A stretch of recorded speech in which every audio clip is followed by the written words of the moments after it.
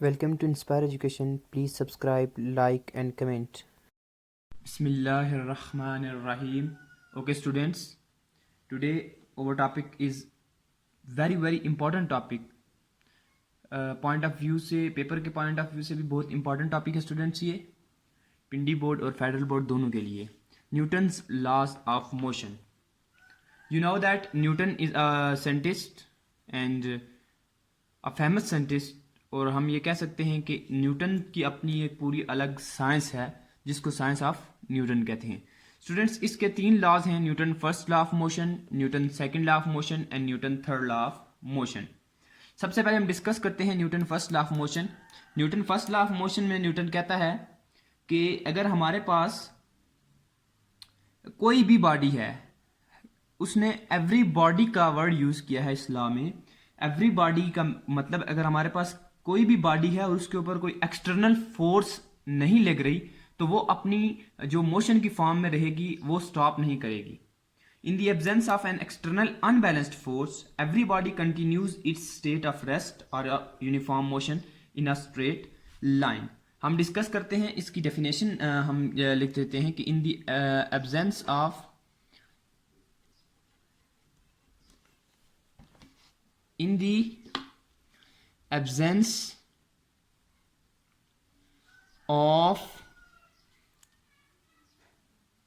Okay students हमने definition इसकी study की in the absence of an external unbalanced force every body continues its state of rest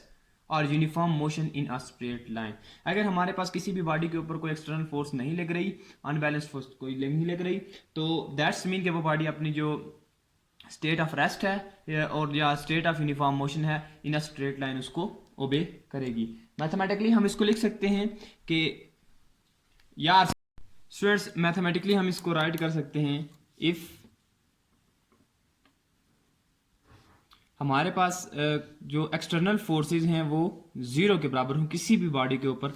then हमारे पास जो acceleration जो होती है वो किसके इक्वल होगी a equal to zero then acceleration will be equal to zero अब इसकी एक्सप्लेनेशन इस तरह होती है कि हम जो फर्स्ट लॉ ऑफ मोशन का फर्स्ट लॉ ऑफ न्यूटन का फर्स्ट लॉ ऑफ मोशन है स्टूडेंट्स इसको हम क्या कहते हैं लॉ ऑफ इनर्शिया भी कहते हैं बिकॉज इनर्शिया में जो हमारे पास कैरेक्टरिस्टिक्स ऑफ बॉडी होते हैं वो उसकी जो रेजिस्ट ऑफ चेंज रेस्ट की फॉर्म में जो चेंज हम अप्लाई करते हैं वो उस चीज़ को हम इनर्शिया कहते हैं सो इसको हम ये भी कह सकते हैं कि ये लॉ ऑफ इनर्शिया है एंड हम इसमें एग्जाम्पल देख सकते हैं कि a ball roll on a rough ground stops earlier then the rolled on the smooth ground या हमारे पास कोई भी बुक है वो जो टेबल के ऊपर रिमेन टेबल के ऊपर पड़ी रहती है unless a force is apply to remove it अगर हम उसके ऊपर कोई फोर्स लगाकर उस बुक को टेबल से हटाते नहीं है तो वो टेबल के ऊपर रिमेन रहती है पड़ी रहती है अब सेकंड चीज़ हम स्टूडेंट्स डिस्कस करेंगे सेकंड लॉ ऑफ मोशन अब हमारा टॉपिक जो नेक्स्ट लॉ है अब हम उसको देखते हैं सेकंड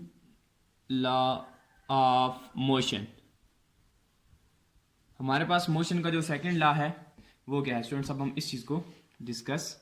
करेंगे कि हमारे पास जो सेकंड लॉ है क्या है स्टूडेंट्स एक बहुत ही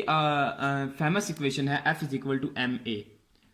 मोस्टली केसेस में ये इक्वेशन यूज होती है F is equal to M A अब यही हमारे पास सेकंड लॉ है न्यूटन का कि वन कोई भी फोर्स हम किसी बॉडी के ऊपर लगाते हैं वहां पर जाहिर बात एक्सेलरेशन प्रोड्यूस होती है और एक्सेलरेशन की डायरेक्शन इन दी फोर्स होती है जिस डायरेक्शन में हम फोर्स लगा रहे होते हैं उसी डायरेक्शन में हमारे पास एक्सेलरेशन प्रोड्यूस हो रही होती है और मैग्नीट्यूड ऑफ द एक्सेलरेशन जो होता है मतलब उस एक्सेलरेशन का जो मैग्नीट्यूड होता है वो डायरेक्टली प्रोपोर्शनल होता है to the mass of the object तो हम इसको राइट भी कर लेते हैं when a force acts upon a body acceleration is produced in the direction of force when a force act upon a body acceleration is produced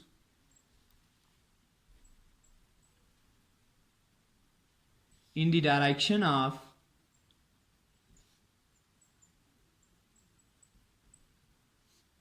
force and this acceleration and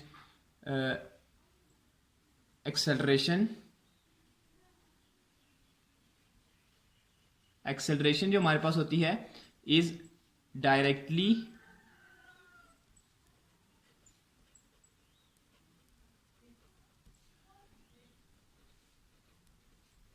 to the mass of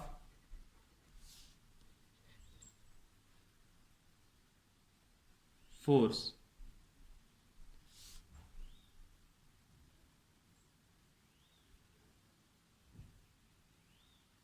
directly proportional to the students, यहां पर एक चीज add होती है, to the force के directly proportional होती है, and inversely proportional,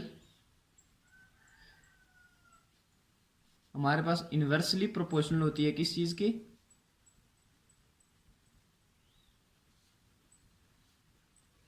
to the mass of body. तो यहां से हमें पता चल रहा है कि F is equal to M A, हमारे पास जो एक्सेलरेशन होती है, अगर यहां से इस इक्वेशन को हम ऐसे लिख सकते हैं F over m, that's means mass के इनवर्सली प्रोपोर्शनल है और फोर्स के ये डायरेक्टली प्रोपोर्शनल है। ये हमारे पास second law of equation, Newton second law of motion है। अब इसकी एग्जांपल होती है हमारे पास कि हमारे पास कोई भी फिल्टर कैच करता है और वो अपना हाथ पीछे की तरफ मूव करता है और उस डायरेक्शन में मूव करता है जिस डायरेक्शन में बॉल का फोर्स लग रहा होता है। तो ये हमारे पास जो फिनोमेना होता है या ये मोशन होता है किसी भी फील्डिंग करते हुए किसी भी कैचर का, तो ये हमारे सेकंड लॉ ऑफ मोशन को शो कर रहा होता है। अब स्टूडेंट्स हम स्टडी करते हैं third law of motion. Third law of motion,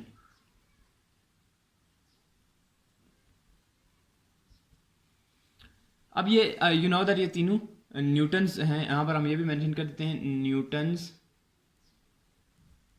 Newton's third law, Newton's second law and Newton's first law. Students third law Newton's का ये है कि हमारे पास to every action there will be a reaction, जो भी एक्शन होगा उसका एक रिएक्शन होता है, बट वो जो रिएक्शन होता है वो in the opposite direction of action होता है। तो हम इसकी पहले डेफिनेशन लिख सकते हैं, to every action there is always an equal but opposite reaction. To every action there is always an equal and opposite reaction।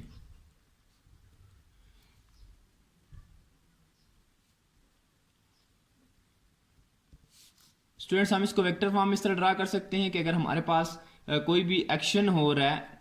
और उसकी डायरेक्शन ए बी है, तो हमारे पास उसका रिएक्शन होगा और रिएक्शन की डायरेक्शन क्या होगी, बी ए, मतलब उसके ऑपोजिट रिएक्शंस होगा। अब इसकी एग्जांपल हम देख सकते हैं, when a ball hit the ground, जब एक बॉल को हम बाउंस करते हैं जमीन के ऊपर तो वो वापस अपवर्ड क्या करती है, बाउंस अप करती है, मतलब इन ऑपोजिट डायरेक्शन में हम इसको देख सकते हैं। तो स्टूडेंट्स ये हमारे पास तीनों लॉज थे न्यूटन्स के, Newton's first law, Newton's second law and Newton's third law. मैंने एक्सप्लेन कर दिया। अगर इसके रिलेटेड कोई भी क्वेश्चन हो तो आप कमेंट में वो क्वेश्चन मेंशन कर देते हैं। ओके।